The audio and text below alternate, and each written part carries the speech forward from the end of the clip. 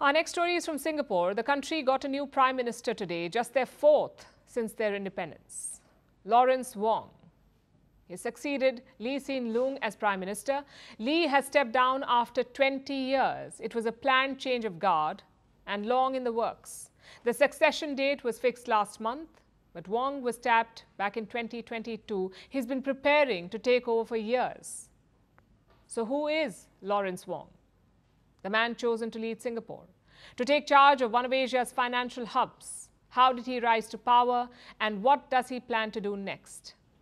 Our next report has the details.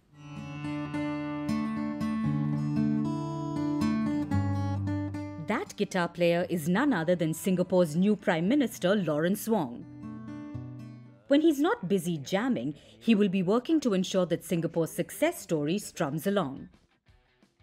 He will be Singapore's first Prime Minister born after the island became independent. Wong is 51 years old. He grew up in a Singapore that was transforming from a British colony into a financial powerhouse. Wong grew up in public housing. He studied at a school where his mother was a teacher. His father was a salesperson. So you might say that Wong's rise is a tribute to Singapore, a boy from a humble background becoming Prime Minister. After school, Wong studied economics in the United States. He went there on a scholarship. Wong went on to get a master's degree in applied economics. In 2004, he got a second master's in public administration from Harvard University. But Wong had already begun working by then. He was in Singapore's civil service, working as an economist. So, an economist and former civil servant is now Singapore's new Prime Minister. He's around the same age his predecessor was when he took charge. That's Lee Hsien Loong, the outgoing Prime Minister of Singapore. He served as PM for 20 years since 2004, and now he's passing on the baton. Wong has had Lee's confidence for years, even before he officially joined politics. Between 2005 and 2008, Wong was Lee's principal private secretary. In 2011, Wong left Singapore's civil service and joined politics. He won his first election and was made Minister of State for Defence and Minister of State for Education. Wong also served on the board of the Monetary Authority of Singapore, which is Singapore's central bank. Over the years, Wong served as Culture Minister, Development Minister, and then Finance Minister. The wealth of experience has led to this moment, Wong taking oath as Singapore's Prime Minister. I, Lawrence Wong, having been appointed to the office of Prime Minister, do solemnly swear that I will bear true faith and allegiance to the Republic of Singapore, and that I will preserve, protect, and defend the Constitution of the Republic of Singapore. So help me God. Wong will be both Prime Minister and Finance Minister. It all adds up considering his background and experience.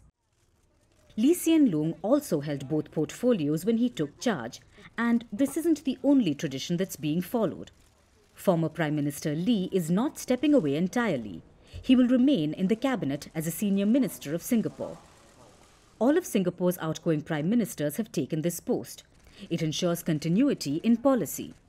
So don't expect too much to change in the island nation. Wong will retain Lee's cabinet at least until the next general election. That should take place by November 2025. The next election will be a litmus test. We know that the outgoing Prime Minister trusts Wong, but what about the people of Singapore? Today's choreographed transition gives Wong some time and political security. But to truly become a legitimate head of government, Wong has to win a general election on his own. Well, we'll find out next year if Wong can get Singapore humming to his tunes.